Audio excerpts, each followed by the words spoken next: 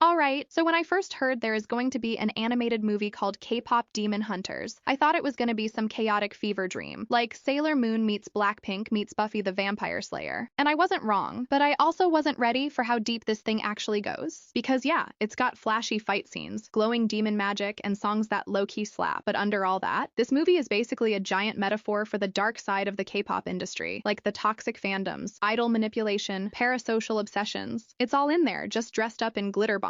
So in this video, I want to talk about how K-pop Demon Hunters isn't just fun animated chaos, but also a surprisingly sharp commentary on what happens when music stops being about connection and becomes a tool for control. Also, heads up, this video has spoilers because I'll be diving into specific plot points. If you haven't seen the movie yet and don't want to be spoiled, go watch it first. It's on Netflix, and then come back here so we can scream about it together. Let's get into it. K-pop. Demon Hunters is about this idol trio, girl group called Huntrix. They're basically K-pop royalty in the story. Super famous, win all the idol competitions, fans adore them. But when the stage lights go off, they're out here exorcising actual demons. They are pop star by day, demon slayer by night. It's totally over the top, but also kind of fire. I'm not mad at it. Alright, so here's where things get even cooler. The demon fighting in K-pop. Demon Hunters? It's not just some anime-style fight choreography, though yeah, that's in there too. The real power actually comes from their music. Yep, these girls are out here slaying evil with vocals and stage presence. Beyonce could never, just kidding, she probably could. Now, it's not just that they're singing K-pop and the demons magically disappear. There's some deep lore here. Rumi, Mira, and Zoe, our main trio, are actually part of this ancestral line of women who've been battling demons for generations. But back in the day, they weren't pop stars. They were more like priestesses. Think of sacred rituals, chanting, ceremonial dances, except now it has light sticks, fan chants, and perfectly synchronized choreo. And the music isn't just for vibes. It's actually spiritual. They need the audience to emotionally connect and harmonize with them during a performance. That shared energy becomes the weapon. Like when the crowd gets in sync with the girls emotionally, boom. That's the power source they use to fight demons and seal the barrier between worlds.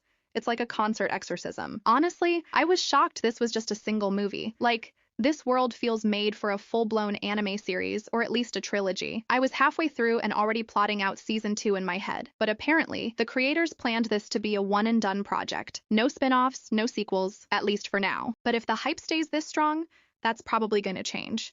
It's literally the perfect gateway drug for people who've never touched K-pop before.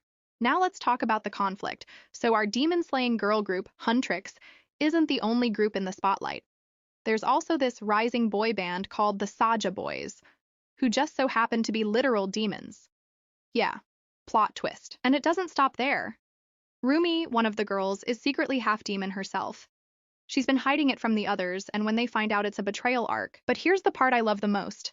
The fact that the villains are a K-pop boy group? That's low-key brilliant. There's this subtle gender commentary going on. In the West, K-pop is huge with both guys and girls. There's this subtle gender commentary going on.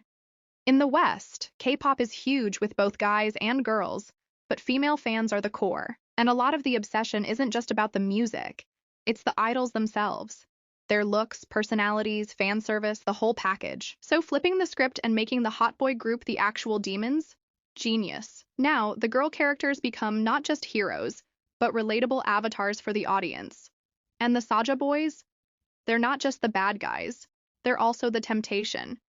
The he's toxic, but I can fix him energy is strong with this one. So yeah, the movie totally knows what it's doing. There are so many little moments that I was watching and thinking, yep, that's exactly how stans act on Twitter and TikTok. They will take small interactions between the boys and girls and start shipping them even till the end of the day. There are so many funny moments, reminds me of K-pop stans I see on daily basis on the internet. And speaking of TikTok, I saw someone say this movie has better music than actual K-pop right now. And honestly, I can't unhear that now. The soundtrack just hits. It brings this super authentic pop energy that blends so well with the animation. It makes K-pop Demon Hunters feel like one of the most fun animated films this summer. I actually really liked the music throughout the movie. Tracks like Soda Pop had me vibing way harder than I expected. And what's even cooler is that the music isn't just filler. It's literally how the girls fight. Music is their weapon. They use it to protect the Hanmoon, the barrier between the human world and the demon realm. So every song has purpose. It's not just cool background noise. There are featured EXO song Love Me Right and Twice Strategy and Takedown, Twice version alongside bunch of original tracks. Now let's talk about something deeper. How the movie plays with the idea of music being used for good or evil. Music as a force for good. Huntrix, the main girl group, uses music to harmonize people emotionally. When they perform, their goal isn't just to put on a good show, it's to unite people, to bring them into sync emotionally and spiritually. In the lore of the movie, this collective harmony powers the hand moon, a barrier that protects the human world from demonic forces. But metaphorically, this is what music can do in real life. Think about protest songs. Think about healing playlists during hard times. Think about how people from totally different backgrounds can come together at a concert and feel like one. That's powerful. Music gives people hope. It validates their feelings. It connects them to each other and to something bigger than themselves. That's the good side. Music as a weapon for evil. Now contrast that with the Saja Boys, the demon boy band. They're also talented. Their music also sounds amazing, but their intention is to manipulate. Their songs are catchy and seductive, but they're being used to hypnotize fans, pull them into dangerous spaces, and basically destroy them. It's giving cult behavior, just with better outfits. And this is where the film gets a little too real. Because in real life, we've seen this. Music can absolutely be used to deceive, to create fake connections that are driven by money, power, or control. Fandoms can get so attached to an artist or group that they'll defend anything they do, even if it's harmful. The feeling of being part of something can blind you to the fact that you're being emotionally or financially manipulated. In that way, the movie draws this sharp line between music with purpose and music with agenda. At its core, K-pop Demon Hunters is making this really bold statement. Music itself is neutral, but who uses it and why determines whether it saves people or destroys them. The Huntrix girls sing to heal the world. The Saja boys sing to control it, to feed on human souls. The same tool. Two completely different outcomes. So while this is an animated action flick with flashy lights and demon slaying, and great animation, it's also asking something deeper. In a world where music drives emotions, identities, and even entire fan communities, are we using it to lift each other up or tear ourselves apart? And that's what makes the movie so clever. It's not just about pop songs and choreography, it's asking us to think about the real power behind music and what we choose to do with it. K-pop Demon Hunters is low-key a mirror to what's happening in real-world K-pop. It shows how idol culture, music, and fandoms can either heal people and bring them together or exploit emotions and take advantage of lonely people, if used with greed. In real K-pop, that happening. Idols are heavily marketed, curated, and controlled. They're trained to be perfect, and fans feel ownership over them. Companies know how to weaponize parasocial relationships, selling not just music, but access, illusions, and fantasy. There's a pressure to buy multiple albums for fan signs or chart wins.